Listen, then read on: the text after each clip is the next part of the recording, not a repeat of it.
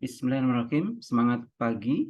Pada kesempatan kali ini saya ingin menyampaikan bagaimana cara untuk menggambar flowchart dokumen ya. Misalkan di sini ada contoh soal ya, simulasi bagaimana kita nantinya diminta untuk menyusun dokumen flowchart gitu ya. Nah, ini adalah prosedur pengeluaran kas PT Sejahtera. Coba kita baca dulu ya soalnya.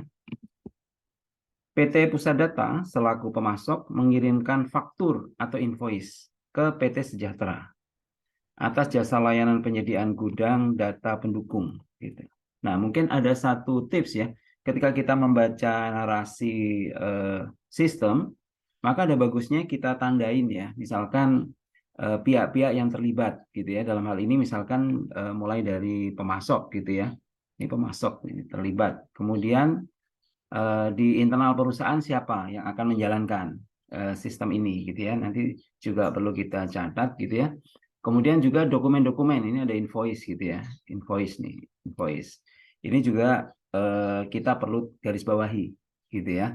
Nah, mungkin untuk langkah pertama itu mungkin kita tandain dulu yang terkait dengan pihak-pihak gitu ya. Misalkan pemasok nih. Ini pemasok. Kemudian selanjutnya faktur dikirimkan ke Mulan selaku staf utang usaha. Nah, ini juga kita tanda ini, staf utang usaha. Yang bertugas mencatat faktur ke dalam buku besar hutang usaha secara manual. Ketika faktur sudah dicatat, kemudian faktur tersebut dikirimkan ke Jaka selaku staf pengeluaran kas. Nah, ini pihak berikutnya dalam perusahaan ya. Jika kemudian Jaka menyiapkan cek untuk membayar faktur dan mengirimkan cek faktur tersebut ke John selaku bagian perbendaraan. Nah, ini juga kita tanda ini. Jadi ini sudah ada tiga bagian ya dalam perusahaan, tambah satu lagi pemasok di luar perusahaan. John kemudian mengapprove. John itu siapa? John tadi yang bagian fungsi perbendaraan tadi ya.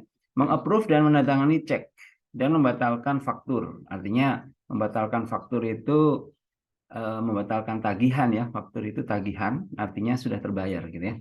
John kemudian mengirimkan cek ke PT Pusat Data. Jadi ceknya dikirim ke Pusat Data, apa namanya, selaku pemasok ya, Pusat Data selaku pemasok, dan mengembalikan faktur yang telah dibatalkan ke Jaka.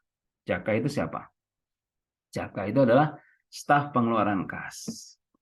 Untuk diapain? Untuk dicatat dalam buku jurnal pengeluaran kas, karena ceknya kan sudah dikirimkan. Dan mengarsipkan. Nah, diarsipkan ya. Seminggu sekali, Mulan memposting secara manual jurnal pengeluaran kas. Mulan itu siapa? Staf utang usaha. Dia memposting ke buku besar utang usaha, gitu ya. Nah, dari sini mungkin kita siapkan dulu ya file Excel gitu. Ini kebetulan sudah saya siapkan file Excel.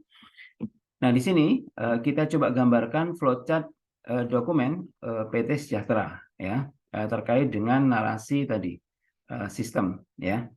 Nah, yang pertama saya menyarankan karena kita menggunakan Excel dalam menggambar flowchart dokumen, ada bagusnya kita letakkan dulu nih apa namanya gambar-gambar yang nanti atau simbol-simbol ya, simbol yang nanti kita butuhkan dalam penggambaran flowchart tersebut ya, sistem tersebut. Nah, kalau kita menggunakan aplikasi Visio itu sebenarnya jauh lebih mudah ya karena sudah tersedia, tinggal kita drag saja gitu ya.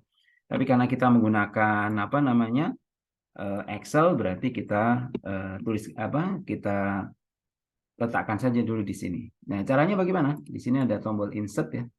Di sini ada illustration shape. Nah, terkait flowchart dokumen ini ada bagian khusus nih. Yang biasa digunakan kita letakkan dulu, misalkan ini dokumen ya, dokumen. Kita letakkan dulu dokumen. Biasanya begitu. Kemudian ada juga proses manual. Proses manual nih. Proses manualnya di sini biasanya trapesium. Terbalik gitu. Nah, oke. Terus kemudian apalagi? Di sini kita pilih lagi. Misalkan konektor ya, konektor. Nah, lingkaran konektor itu. Supaya apa namanya? Bulatnya penuh, bisa ditekan tombol CTRL kemudian di drag. Nah, itu nanti membentuk lingkaran yang bagus. Oke, kemudian apalagi yang kira-kira dibutuhkan tadi buku pembantu ya. Ini bisa pakai apa namanya? Jajaran genjang. Kemudian apalagi yang dibutuhkan kira-kira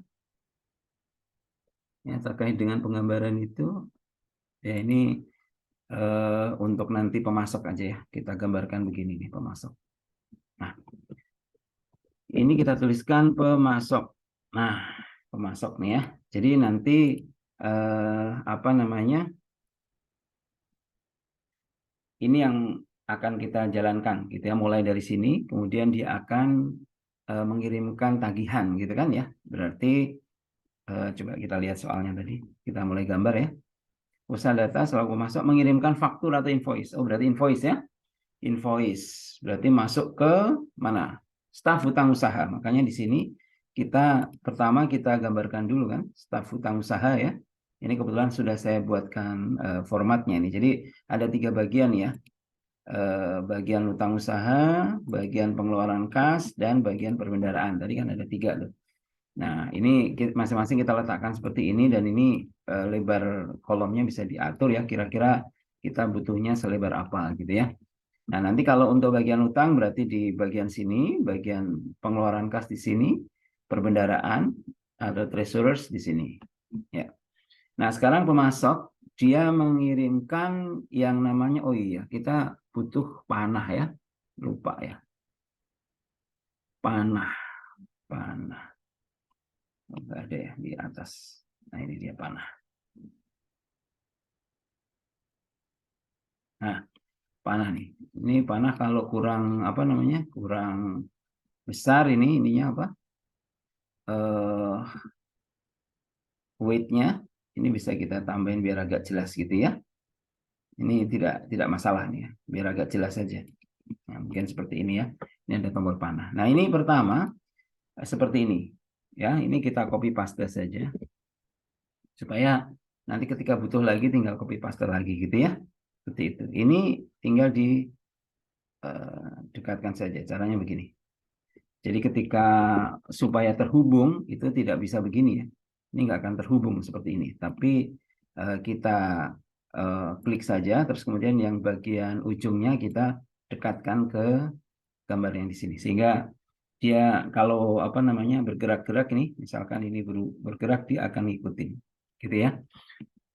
Nah ini apa yang dikirimkan adalah dokumen. Nah ini ada bagusnya kita kita ini kan dulu ya teksnya biar ada di tengah gitu. Caranya adalah begini nih. Ini kita blok dulu aja mungkin ya. Kemudian teksnya biar di tengah. Nah gitu ya. Ini kita copy paste. Ya, kita copy paste di sini ya. Ini juga bisa kita dekatkan. Nah, ternyata di sini dia.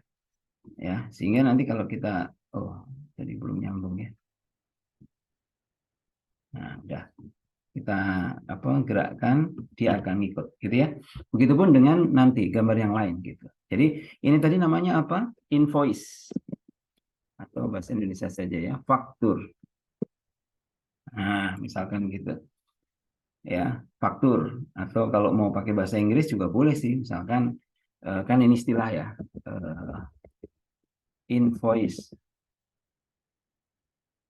Nah, gitu boleh juga ya, nggak ada masalah.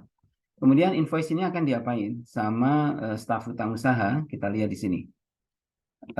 Selanjutnya, faktur dikirimkan ke staf hutang usaha untuk mencatat faktur ke dalam buku besar hutang usaha. Nah, dia mencatat ke dalam buku besar. Jadi ada panah ke bawah.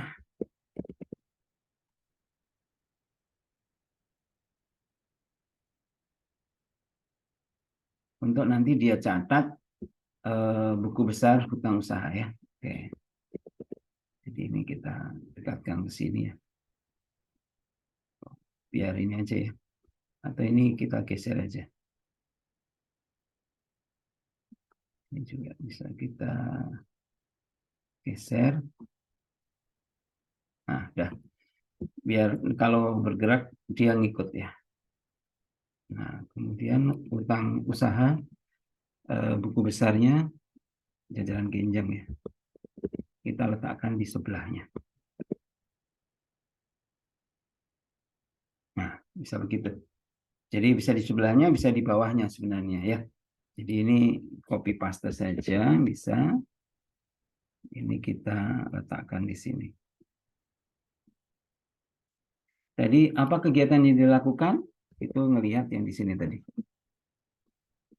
Mencatat faktur, mencatat faktur ke dalam buku besar. Nah, mencatat faktur ke buku besar.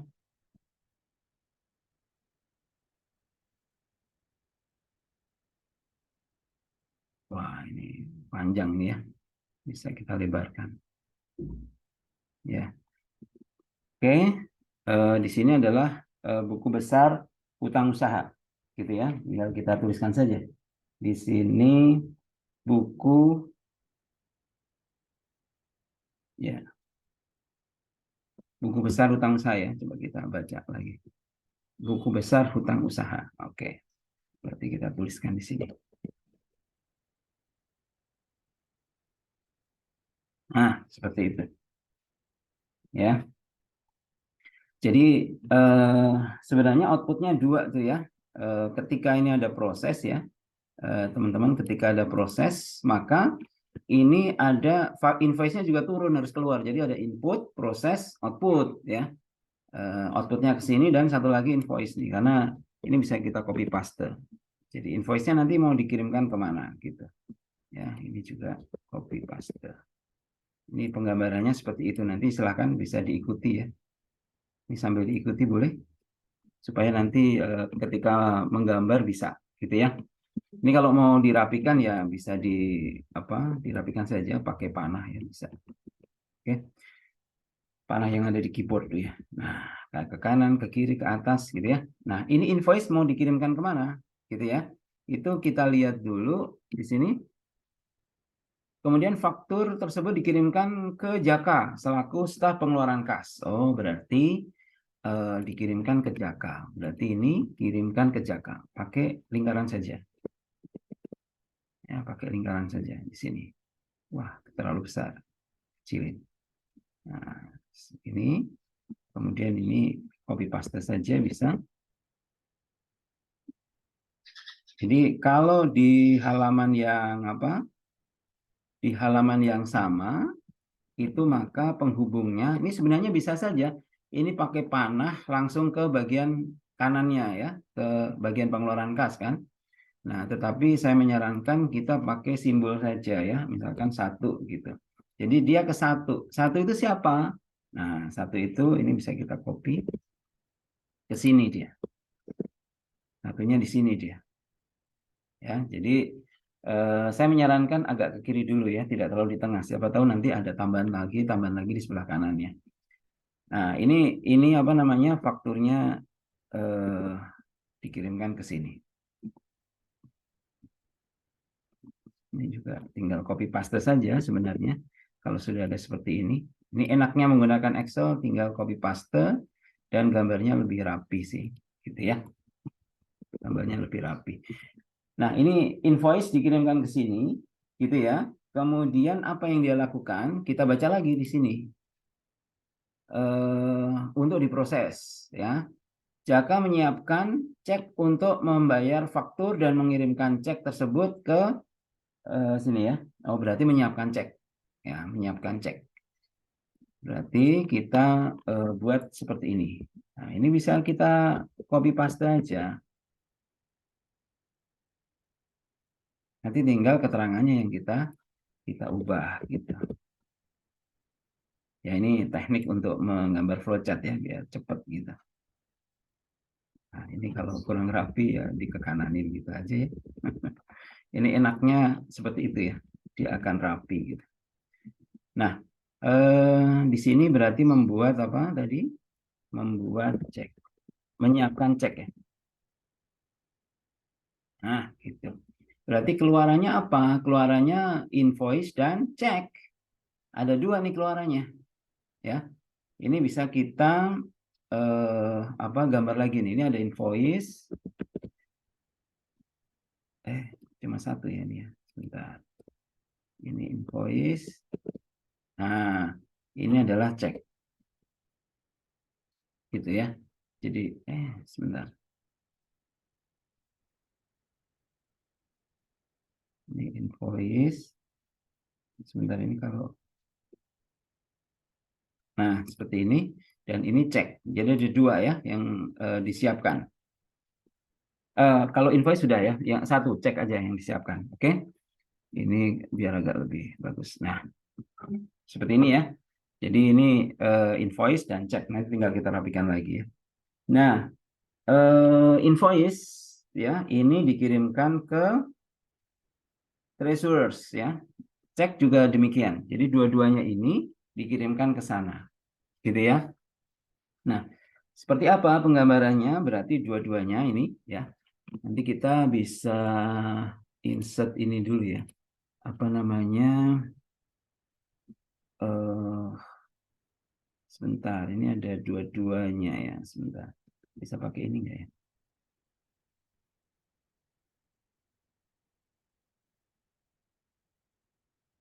Oh, sebentar. Ini mungkin pakai garis saja ya. Pakai garis saja biasa. Pakai garis biasa saja. Nah, ini dua-duanya ini. Dua-duanya ini ditambah garis ke atas. Sebentar. Ya, ini nanti biar nyambung gitu. Sebentar nih.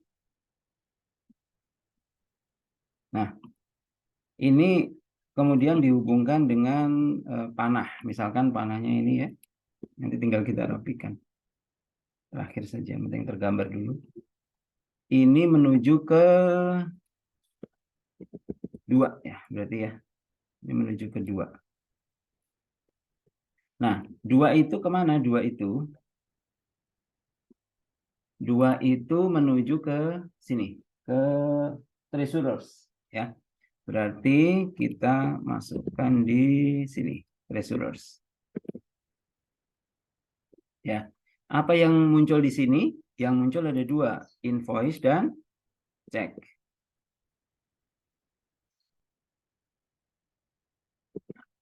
Kita letakkan di sini. Nah, gitu ya. Jadi 2 ini ya. 2 ini memunculkan itu. Sebentar, ini juga sama nih, harus dikasih panah juga nih. Supaya nah, gitu. Jadi 2 ini nanti dijadikan dasar untuk apa? Nah, ini kita copy dari sini aja. Ya. Jadi apa yang harus dilakukan oleh treasurers yaitu mengapprove dan menandatangani cek, gitu kan ya?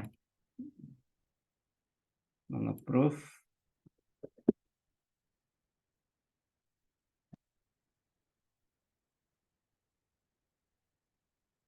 tanda tangan. Nah, seperti itu. Mengapprove dan tanda tangan cek, gitu ya. Nanti mungkin fontnya bisa dikecilin biar muncul semua ya. Ini caranya dikecilkan bisa nih. Nah, oke. Seperti ini. Kemudian nanti yang keluar apa? Yang keluar adalah invoice ya yang sudah dibatalkan, kemudian cek yang sudah ditandatangani. Jadi bisa ada 2 nih outputnya.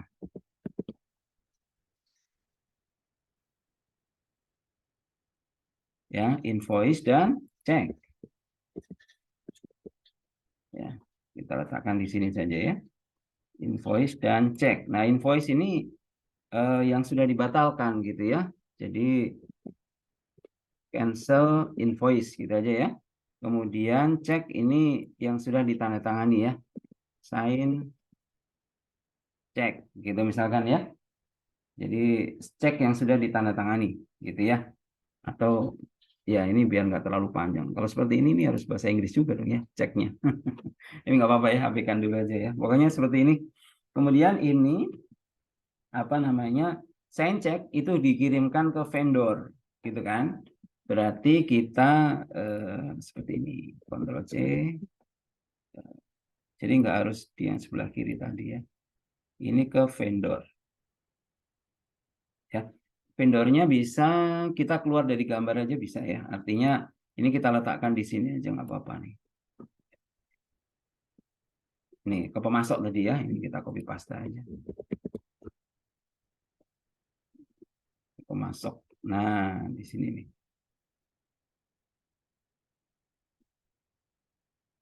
Nah, seperti itu. Ini ke pemasok, kemudian cek yang sudah dibatalkan ke mana nih? Sebentar, kita baca lagi nih. Mengirimkan cek ke pusat data, ya, pemasok nih, dan mengembalikan faktur ke Jaka. Guna mencatat, Jaka itu siapa? Jaka itu staf pengeluaran kas. Untuk mencatat jurnal pengeluaran kas. Oh, seperti itu. Berarti ini dikirimkan ke Jaka.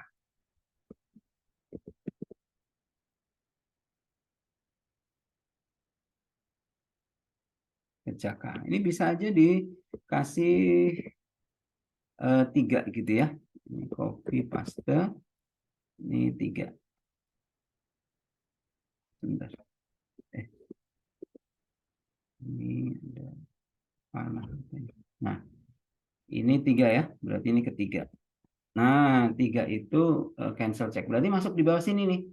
Bisa ditaruh di bawah, bisa di sampingnya sini kalau masih muat gitu ya. Kalau nggak muat ya taruh bawah sini.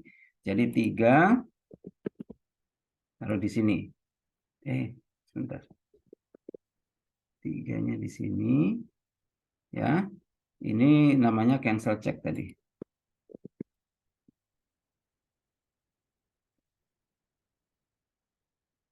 Nah, di sini. Ini nanti akan dijadikan dasar untuk mencatat apa? Cancel invoice ya, jurnal pengeluaran kas ya.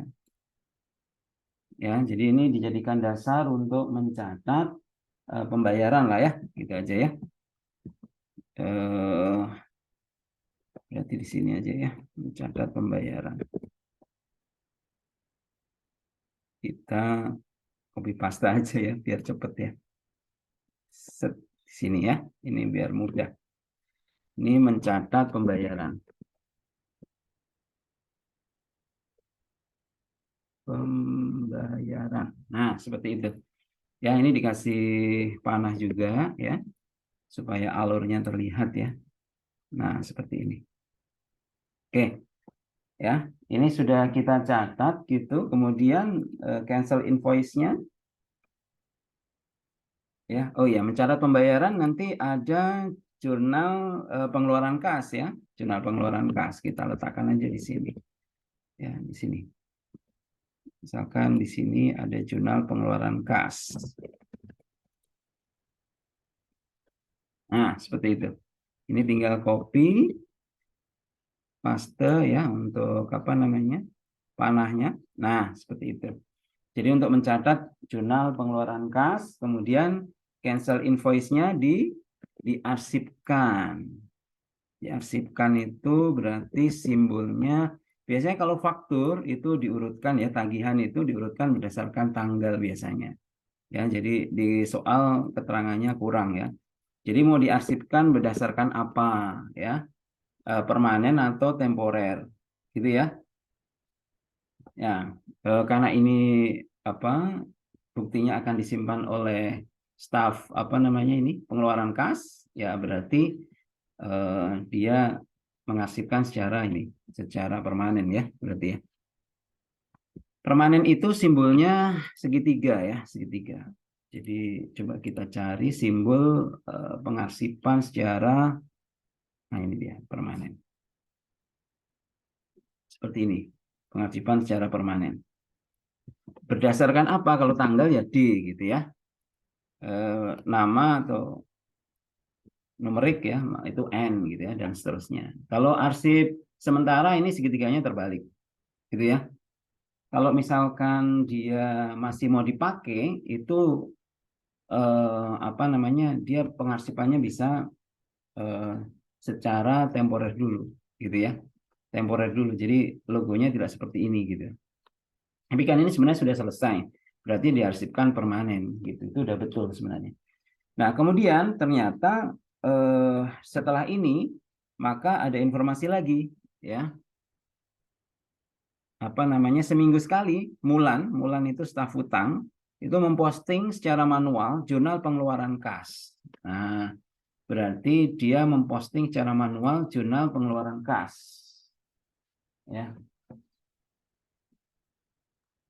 Jadi berarti dari mana nih? Cash Disbursement Journal ya. Jurnal pengeluaran kas ini akan menjadi dasar. Ini kita copy aja.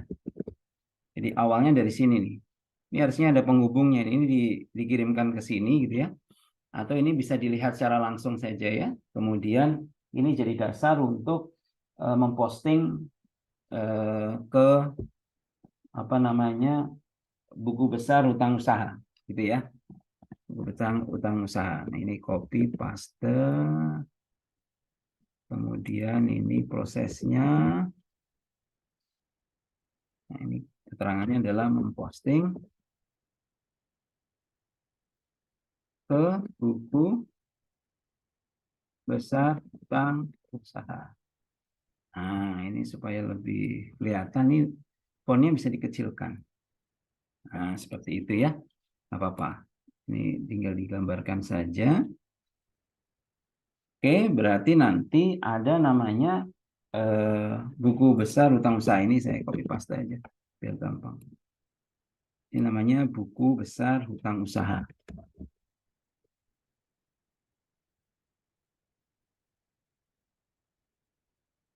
Nah, seperti itu ya. Ini tinggal nanti dirapikan saja. Yang penting gambarnya sudah bisa kita buat ya. Seperti itu. Ini cara untuk menggambar ya.